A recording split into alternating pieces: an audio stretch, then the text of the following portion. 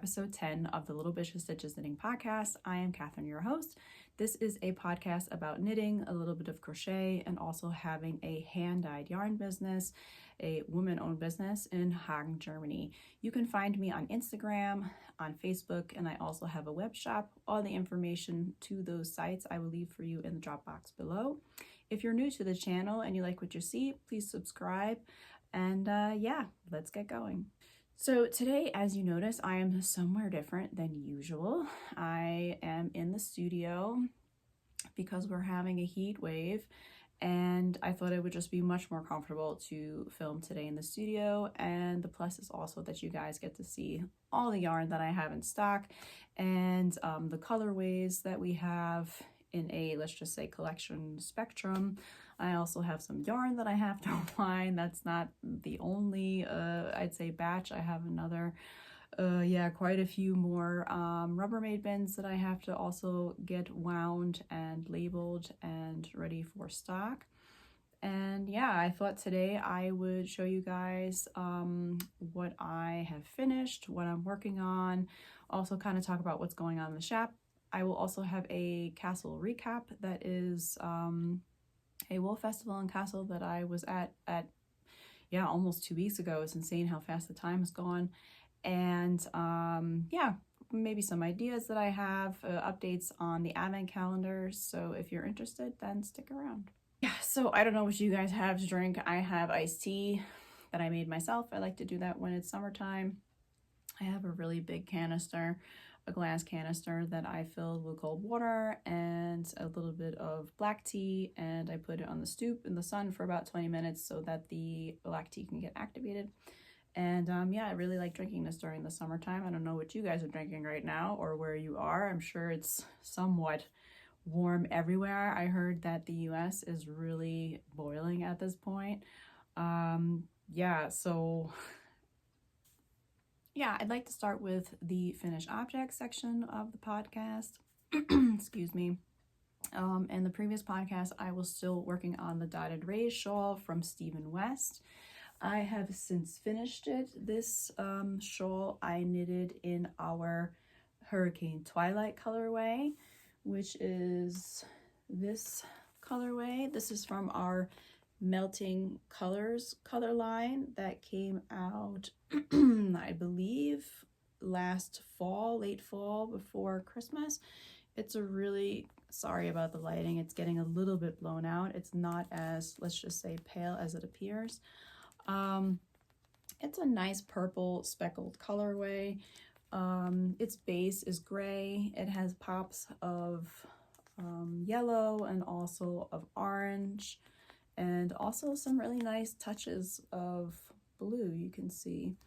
And I really enjoyed knitting this colorway because it had such a nice knit pattern to it that I thought worked out really well for this shawl, because the shawl is basically based on a whole bunch of dotted rays, and it almost gave the shawl a lot of movement. So you basically start on this point here and you work back and forth, and you do a lot of yarn overs, which lead to these little eyelets here, and then you just keep going to the length of the shawl. This shawl has, I believe, or the pattern has 2 sizes. I decided to do the bigger size. I can show you guys how big it is. I mean, it's really, really huge.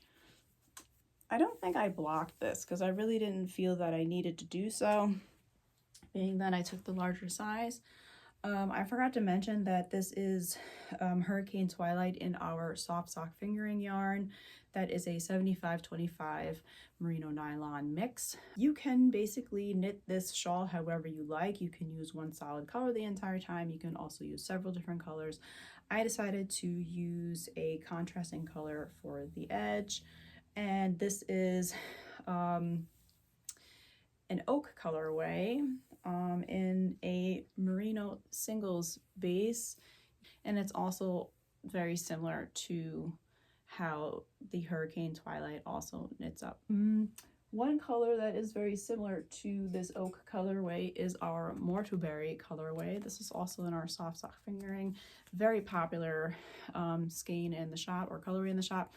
At Kassel, when I was vending there, I had quite a few with me and they all sold out so quickly. People really loved this color. It really is a really nice berry colorway, and this was a colorway that came about to our collection as a result of it being an advent color, an advent mini in 2021, I believe. And since then, it's been a huge hit in the shop. So I thought it would be a really nice touch for this shawl. One thing I like about the shawl is that you can really wear it in all different sorts of variations. So you can wear it like this. You can also even wear it as a shawl. That's how big it is. I mean, it's really huge. You can see the wingspan of it. So on my website, under the blog section, and I have two blogs. I have one blog that is called Knit and Pen. That's me basically writing about patterns that I've knit from other designers, and my review about them. I have 2 reviews so far.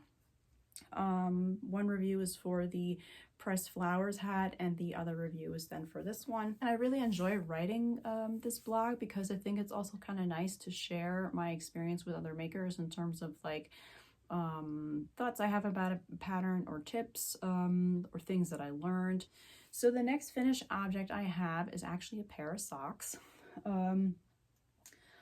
I knit a vanilla sock again.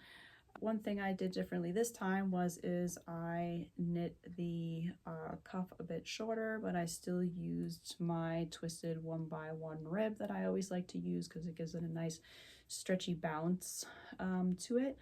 And I feel like it also holds the rest of the sock in place, that you have also throughout the sock a nice sturdy sock, and it doesn't, let's just say, flap over or fall together when you wear them. And I continued further down with just knit stitches, and I did my traditional heel flap and gusset, and then I kept going with the colorway, and I then used a contrasting color as well for the toe. So yeah, this is actually quite a special pair of socks because it comes from the Great Frontier sock set that we've had in the shop since June. That sock set was designed for Sock Week, for Nitty Natty Sock Week, and it's a make along for everybody. The rules are really simple. You can pick whatever sock pattern you want. It just has to be a fingering weight yarn that you use, and I will include all the information in the show notes. I have the sock set here. This is, as I mentioned, the Great Frontier sock set. It is comprised of one 100-gram skein of yarn plus 2 20-gram mini skeins. This sock set happens to be in our upcycled 100% superwash merino base.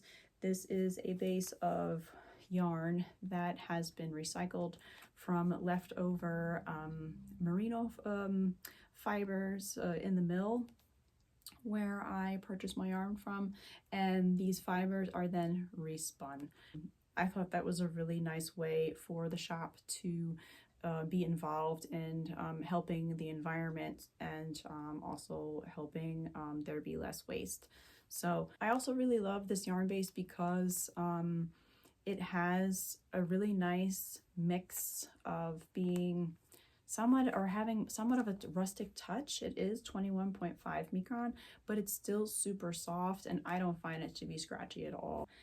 Yeah, the main color, getting back to the sock set, the main color is called Cascadia, and the green colorway is called Sweetgrass, and the red colorway is called Rose City.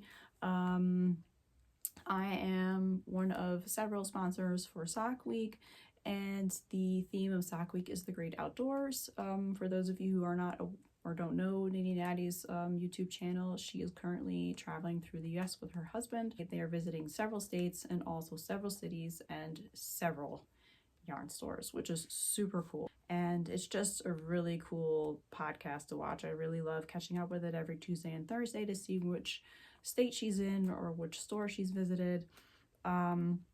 Yeah, and while she's on her trip, she and her husband Heaven and their dog Toaster are visiting several national parks and really showing you along the way the beautiful landscapes that they're passing in the car while they're traveling, or the parks that they're visiting.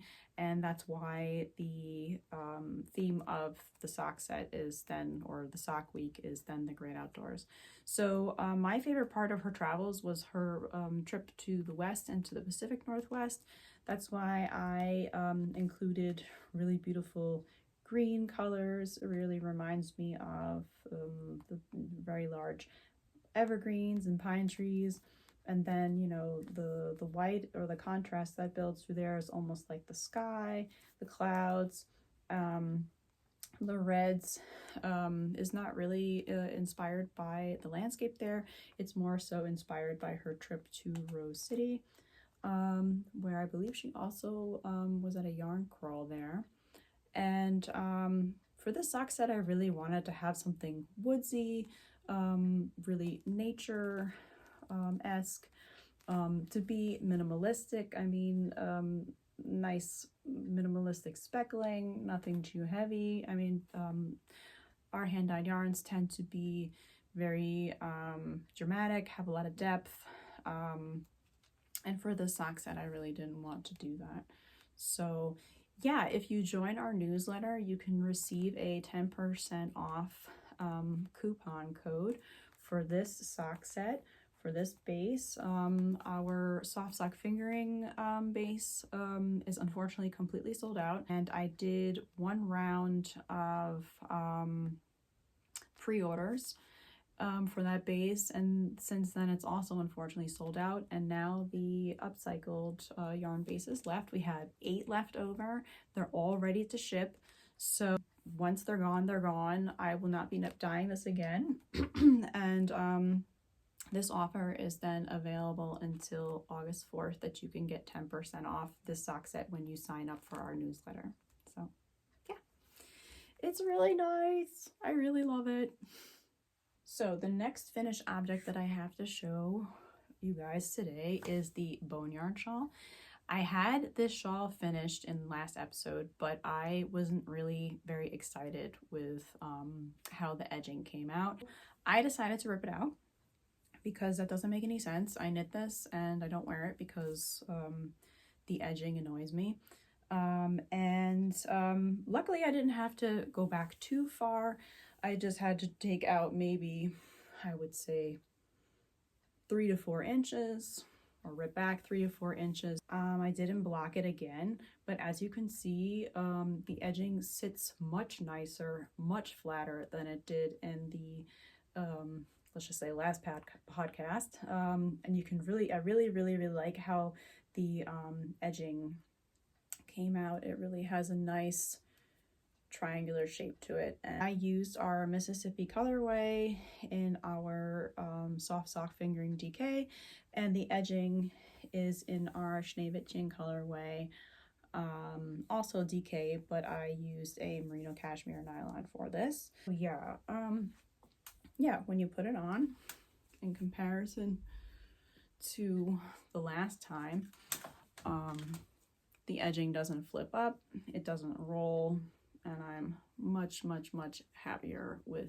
the outcome of this shawl. So yeah. So now I'd like to show you guys my works in progress. I decided to knit a tank top, which I have never done before. I thought it would be quite an interesting and exciting endeavor. This is the tank top one from Belle Tricot. You can also find her on Instagram and Ravelry. Yeah, it is a bottom up tank top.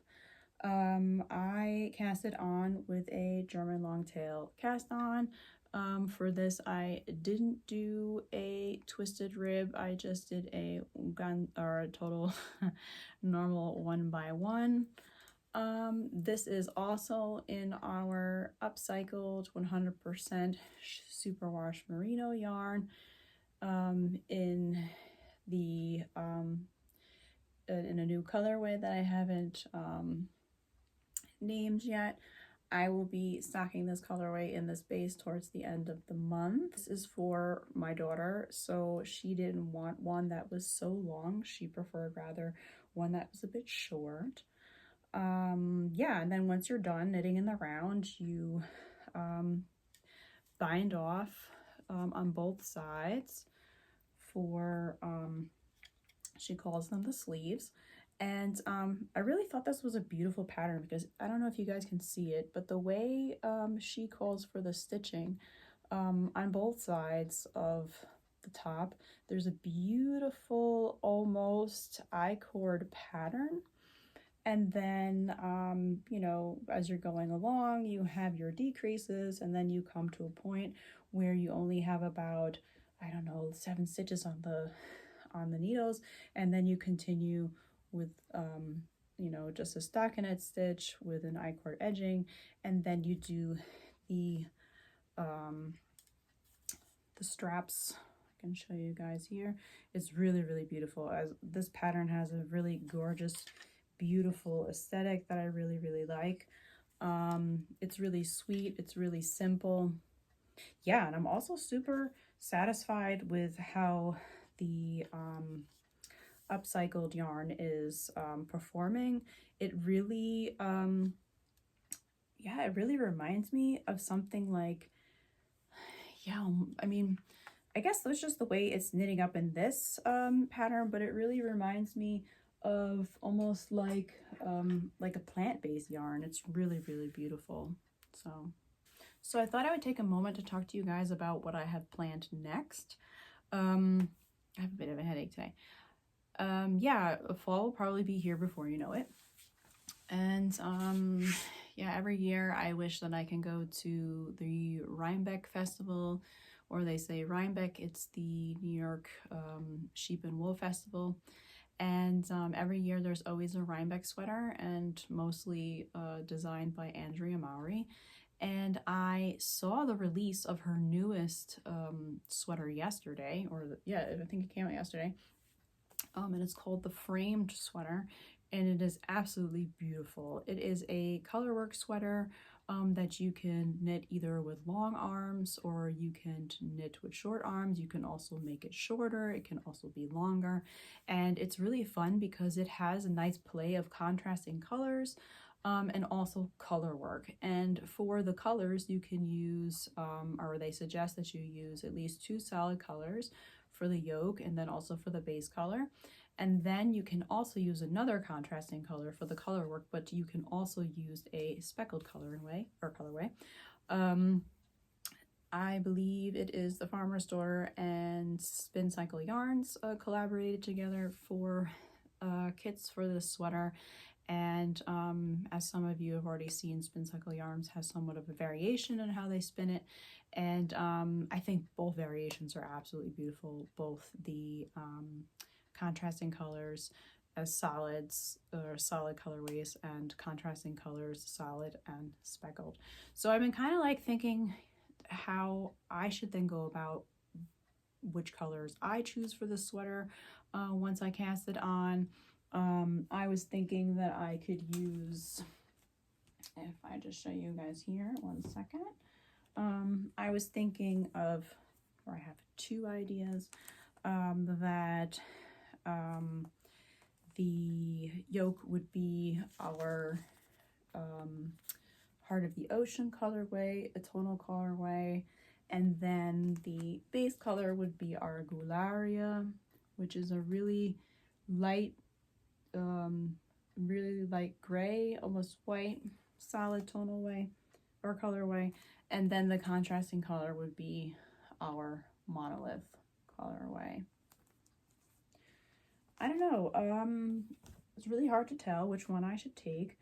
The other idea I have are these 3 colorways, again with Gularia, but I'll get to that in a moment.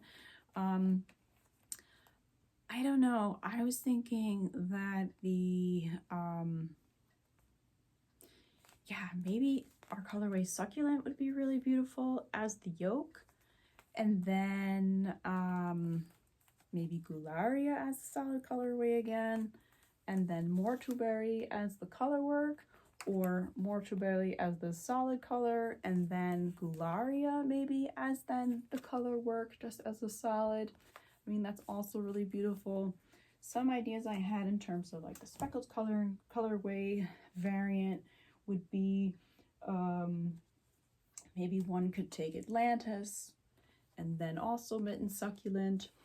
I could see how that goes together. This could be then the yoke, or maybe one can go back to, yeah, I mean, I think this would be too similar. I mean, they say you really should do a contrasting color, but yeah, those would be really cool variations. So yeah, let me know what you guys think in the comments below.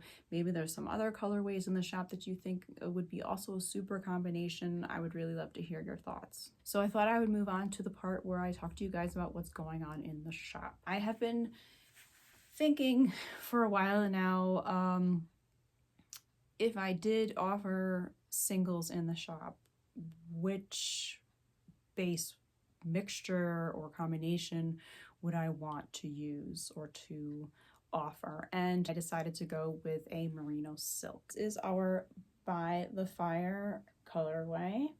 We also have this colorway in our soft sock fingering base. It also looks like this. And I also dyed Atlantis.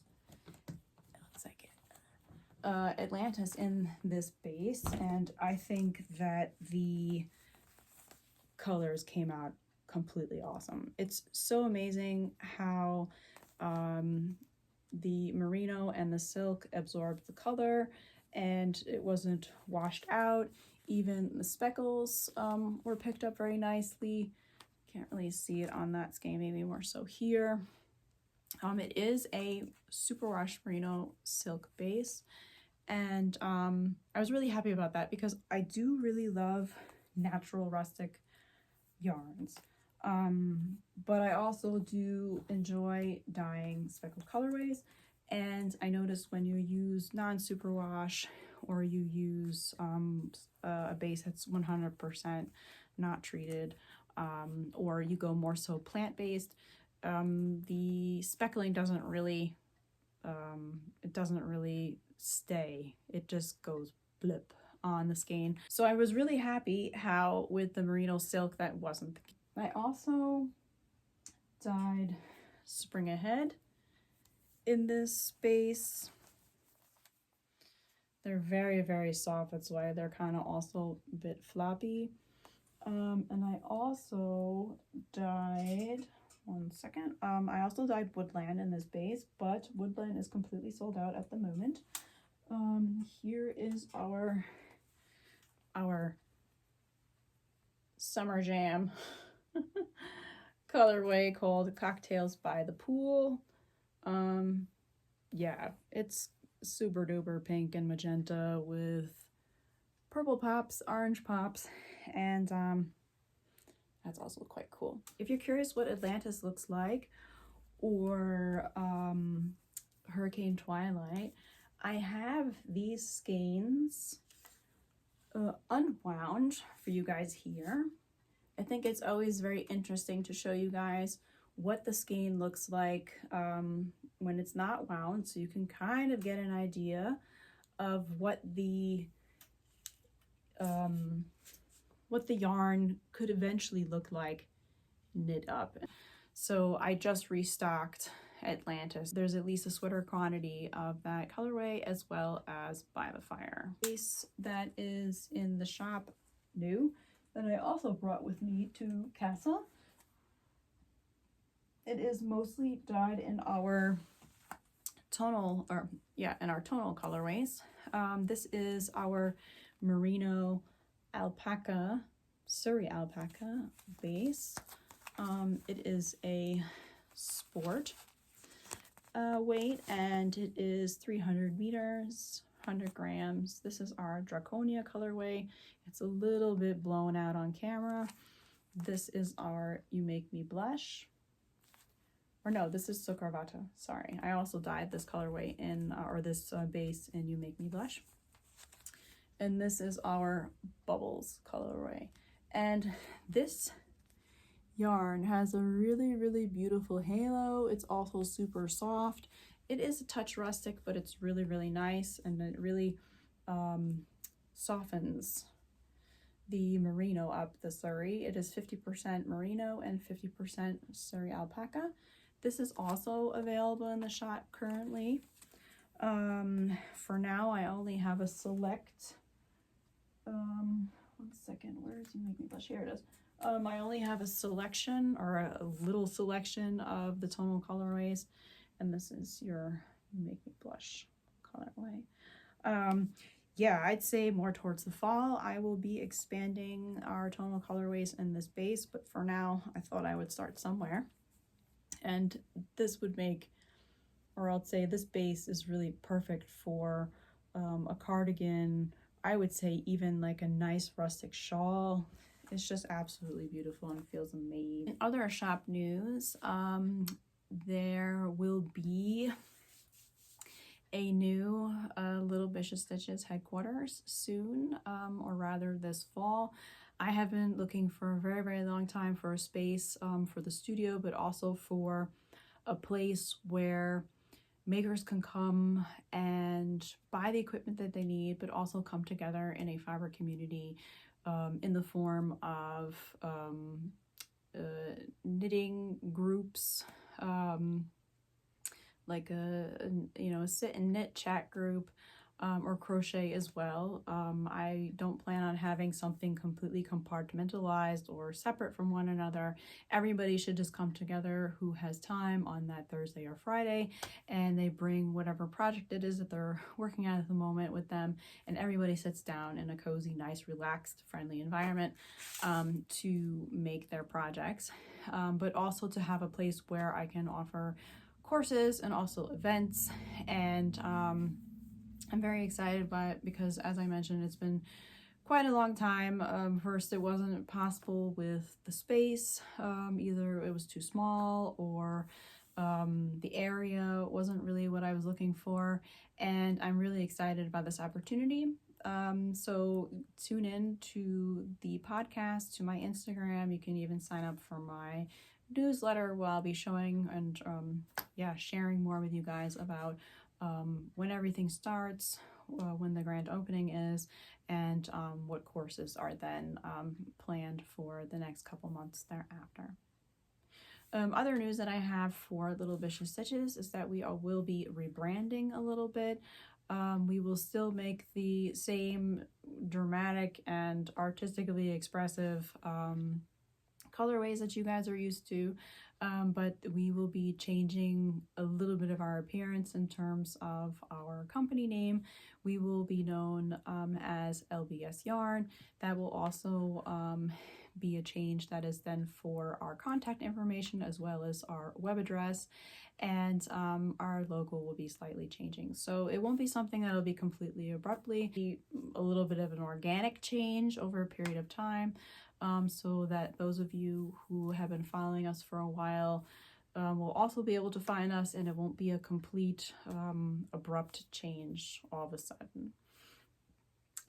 The reason why I'm rebranding a little bit has nothing to do with any dire situation within the shop or anything acute. I just thought that it would be nice to be present in a different form. The name Little Bishes Stitches came about in 2018 because it basically popped into my head. I thought it was something snappy, something catchy. I had my children in mind, which kind of sounds probably a little strange. I mean, I think, all of us who have children, they're always on your mind. You love them to death, and they were my little bishes. And and I love knitting, and I I felt that the name was very edgy and it really went well with the type of yarn that we dye, or that I dye. I'm the type of yarn dyer that loves to express themselves. I'm not really interested in what's big and hot at the moment. I enjoy color, I enjoy dramatic colors, I enjoy art, and I enjoy offering colors to people who also enjoy the visual aspect of knitting and making. And I do still, however, do my best to include everyone, in the sense of like everyone's taste, whether it's a touch of hot pink or it's a something more earthy. And I do that through my own artistic expression, and I don't do it because I feel like I have to run with everybody else and everybody else is doing it and whatever. I want everybody to feel the same inspiration that I feel when I knit my projects, or when I find a skein of hand-dyed yarn and it inspires my next project. And that was the whole point behind Little Bishes Stitches, that I give you the love and the inspiration through my skein of yarn that will basically carry you to your project. And yeah, it allows me to be free in my expression. So that'll be our rebranding.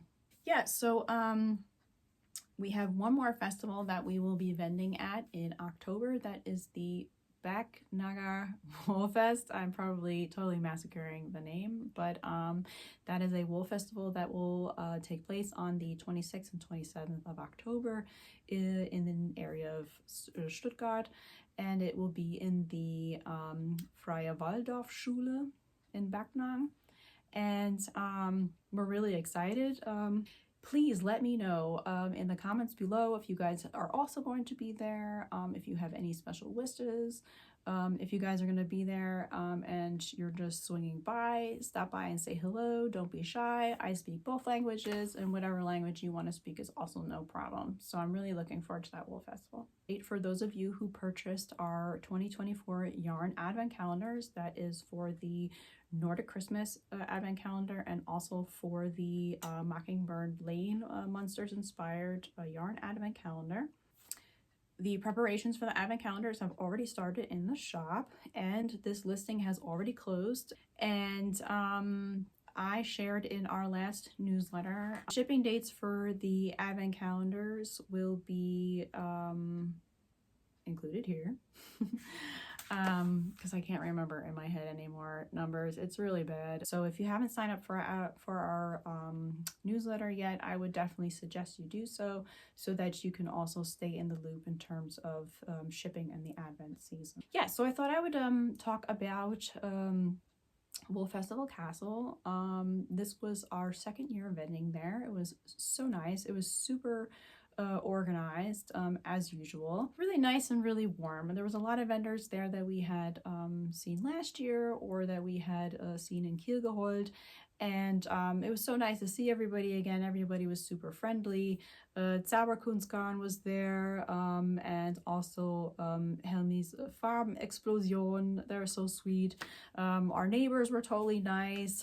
And across the way from us was another stand, and she I think her brand was called Wollträume. And when we all left and were packing up, she gave us little keepsakes for the festival. Yeah, I mean, it was a huge festival. I think it was even bigger than last year. There were so many more vendors there. I don't know who was kind of extra that came right off the top of my head, but there were vendors like Zauberwiese, Zauberkunstgarn, Screaming Colors was there. There was also Das Mondschaf was also there, and it was so packed on Saturday. It was so much more full than it was the year previous. So many of you came to my stand and chatted with me, and I thought it was really cool because, you know, when you're not at the festival, there's not really a way to meet you guys. It's always maybe a quick little comment on Instagram or through a DM, and I really enjoyed the time getting to know you guys and getting to hear about your projects and your experience with our yarns, yeah, to experience more so of a community than to just be stuck within the barriers of social media and trying to communicate with other makers. And I thought that was really, really nice. And what was also really nice was to see your enthusiasm for our yarns and for the colors, and to hear your stories about your sweaters that you made with our yarns, and so many of you who were at our stand last year and also purchased yarn came back with the sweater that you made with the yarn, and that was really cool. I really love seeing what you guys do with the yarn after it leaves the shop, and you can always send me pictures. I love seeing everything. So yeah, that was also very cool. Another thing that was really nice about the festival was meeting a lot of the YouTubers who also share love for hand-dyed yarn and also for knitting and crochet. And yeah, on Saturday, Paula from Yogini with Yarn came and with her fiance, and I thought it was very sweet that she came to my stand and she looked at everything and was totally excited.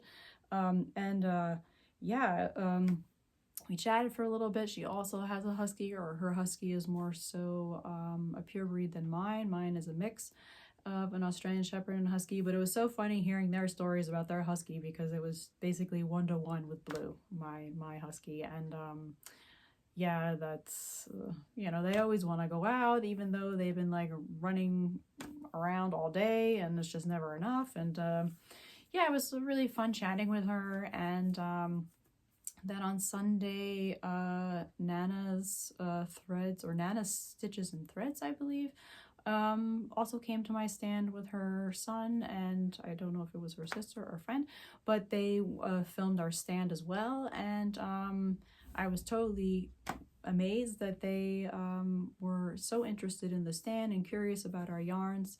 And yeah, they also made quite a nice video about Kassel. So if you guys are curious about Kassel, maybe you've never been there before or you couldn't make it this year, check out their YouTube channels. I will leave their information in the show notes below so you can check their videos out and see what Kassel's all about. So yeah, Sunday was a bit slower, yeah, then the festival was over like that. I mean, it went so quickly. Then it was time to pack up and go home. And my husband and I, we stopped at the house where Friedrich Wilhelm Merino lived, I believe, as a child for quite a few years. And there's a quite significant sculpture that's on the building. And they say that this sculpture, I can show you guys in a picture here, this sculpture was basically the inspiration for the Nosferatu character that he made the film about. And for those of you who aren't familiar with that, he was a silent filmmaker, Merino, and he made the Nosferatu movie, and it's always been a personal favorite of mine that I love watching every year at Halloween nonetheless. And Typo Negative also made a DVD where their music is synced with the film, and a lot of that was basically filmed in Germany. It was filmed in, I believe, Lübeck, and I think is it Wetzlar? Or Wetzlar, where they filmed it. And yeah, so this building was very significant to us. And before we hit the road to head back to Hagen, we went to the address and took a picture. And yeah, this was a really cool memory. So that's all I have for you guys today. Thank you so much for taking the time to sit and chat with me. If you guys want to see more of the Little Bishes Stitches podcast, then please subscribe. Otherwise, yeah, thanks again for watching and take care.